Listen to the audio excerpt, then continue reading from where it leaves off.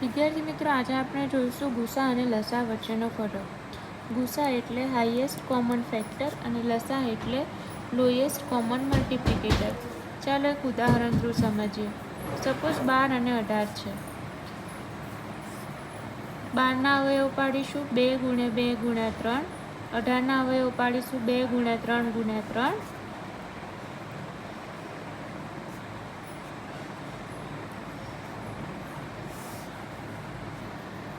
ગુસાનો અર્થ થાય ગુરુત્તમ સામાન્ય અવયવ.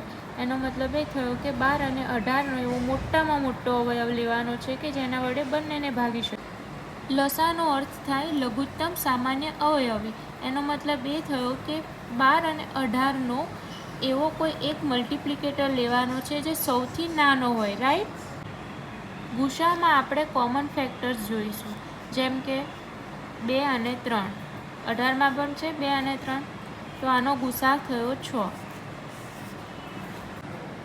લસામાં આપણે જે કોમન હશે એને માત્ર એક જ વાર ગુણીશું, જેમ કે 2 ને એક વાર અને 3 ને એક વાર, અને બાકીના રહેલાને ફરી એકવાર ગુણીશું.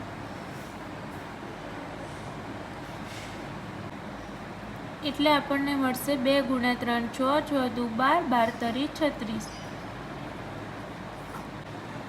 આનો અર્થ એ થયો કે 12 અને 18નો મોટામાં મોટો સામાન્ય અવયવ 6 છે અને 12 અને 18નો નાનામાં નાનો અવયવી 36 છે.